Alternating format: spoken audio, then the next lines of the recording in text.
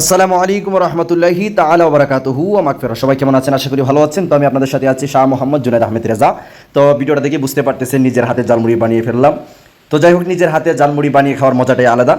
তো যা কিছু ছিল সব কিছুই দিয়েছি, লবণ ছিল, মরিচ ছিল, মশলা ছিল, মুড়ি, তারপরে ছানাচুর যা ছিল সব কিছু দিয়েছি। আমি আসলে এত কিছুর নাম জানি না। যাই হোক, নিজের হাতে জালমুড়ি বানিয়ে তারপরে আমার ভাইকে দিলাম। ভাই একটু খাও। ভাই খেয়ে বলতেছে, হুজুর আপনি তো অসাধারণ বানিয়েছেন। আমি যাই হোক জীবনে আসলে কোনো দিন বানাই নাই, তো তারপর যতটুকুই বানিয়েছি আলহামদুলিল্লাহ আমার নিজের কাছেও ভালো লাগছে। এবার দেখা যাক জালমুড়িটা কেমন হয়েছে। এবার প্লেট নিব, ইনশাল্লাহ প্লেটে ঢেলে দিব, ঢেলে দেখবো জালমুড়ির কালারটা কেমন হয়েছে। তো যাই হোক, প্লেটটা নিলাম, তারপর ইনশাল্লাহ আস্তে আস্তে ঢালা শুরু করলাম। ঢেলে দেখলাম ভালোই তো কালার, খুব একটা খারাপ হয় নাই, অসাধারণ হয়েছে। যাক, খেতেও ভালো লাগছে। তো ভাইকে বললাম, ভাই একটু খাও। ভাই তো খাওয়ার সাথে সাথে ফিদা, ভাই আপনি তো অসাধারণ বানিয়েছেন। আমিও তো যাই হোক ভাইয়ের কথাটা শুনে অনেকটা ভালো লাগলো।